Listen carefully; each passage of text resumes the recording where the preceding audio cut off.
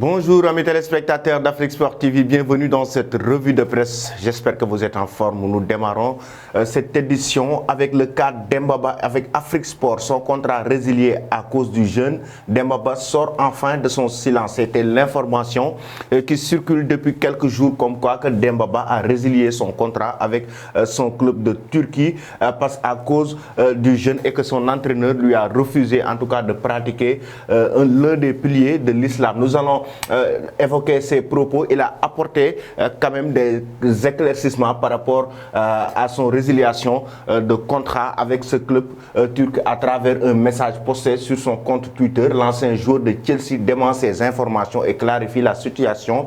C'est par la suite d'un commun accord que Istanbul Başakşehir et moi avons décidé de nous séparer. La plupart des jeunes qui ont été dites au cours des 2 derniers jours ne sont pas les raisons de ma résiliation de contrat. Merci pour ces quelques années. Je vous souhaite tout le succès à l'avenir, a-t-il posté sur son compte Twitter. Nous allons rester toujours avec Afrique Sport pour évoquer le coup de théâtre. Le Gabon sur le point d'être disqualifié de la CAN 2021. Effectivement, il y a eu le joueur Gaylor Kanga. Ce joueur, il paraît-il qu'il est de nationalité congolaise et que de père et comme de mère, il est congolais. Ce joueur, paraît-il aussi qu'il a joué avec une équipe. Nous allons voir sa licence avec une équipe congolaise du côté du Congo dans le championnat et que la fédération congolaise a déposé une plainte au niveau de la CAF pour disqualifier le Gabon. Et le Gabon qui s'était déjà qualifié pour la CAN 2021. Paraît-il qu'il s'appelle Kiakou Kangana. C'est son vrai nom. Mais en tout cas, le Congo a déposé une plainte au niveau de la CAF et le Gabon, si c'est avéré que cette information est vraie, le Gabon sera certainement disqualifié de la CAN 2021. Et le joueur, comme je l'ai dit, voici sa licence qui est sortie par la Fédération congolaise de football au niveau de la CAF pour déposer une plainte comme preuve que le joueur n'est pas gabonais, mais il est congolais et il a joué dans le championnat congolais. Nous allons maintenant du côté de la France pour évoquer la Ligue des Champions avec le journal L'équipe 2 mètres, un bras de fer. Ce sont les deux tacticiens qui feront face demain entre le Paris Saint-Germain et cette équipe de Manchester City en demi-finale de Ligue des Champions. Mais les deux entraîneurs se connaissent déjà. Sur le plan tactique, ils se sont retrouvés 18 fois entre les deux. Il faut rappeler que Pochettino a été à Tottenham avant de rejoindre le club de la capitale française, tout comme Manchester City.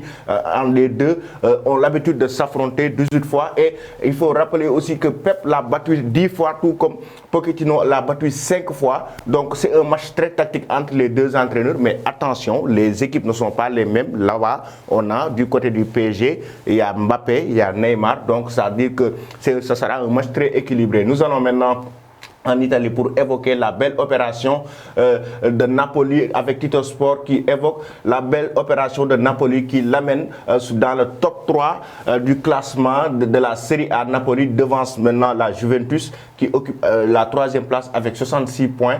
Maintenant Inter est devant toujours le club du Milan, en tout cas, est très proche du titre actuellement. C'est ce qui se passe actuellement en Italie. Tito Sport évoque donc la belle opération du club de Kalidou Koulibaly. Nous allons du côté de l'Espagne pour évoquer toujours la Ligue des Champions. Aujourd'hui, ce sera un match choc, un match phare entre Real Madrid et Chelsea. Fair play, c'est vrai, titre le journal Marca.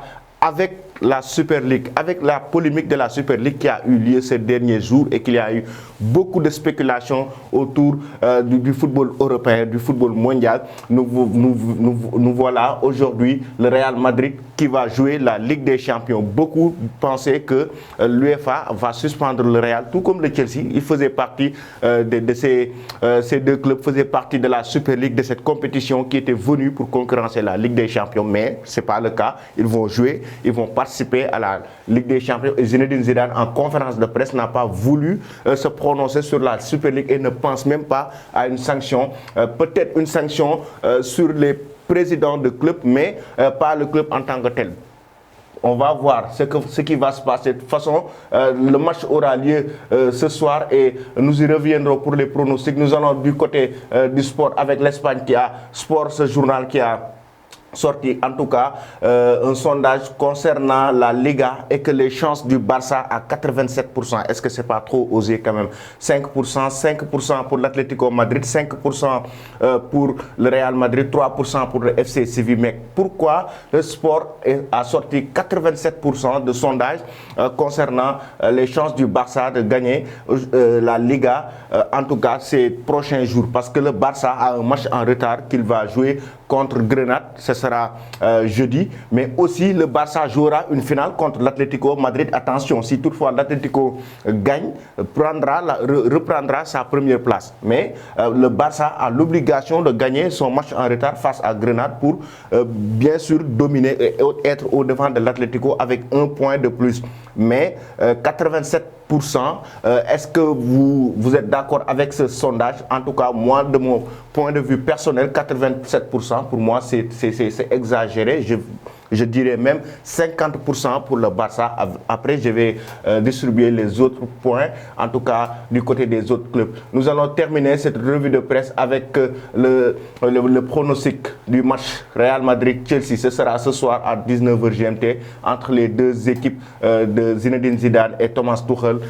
Demi-finale aller de la Ligue des Champions qui sera en tout cas, qui mettra un pas vers la finale de la Ligue des Champions. Vous pouvez déjà donner vos réponses en commentaire et nous dire la victoire entre ces deux équipes. Merci et bonne journée.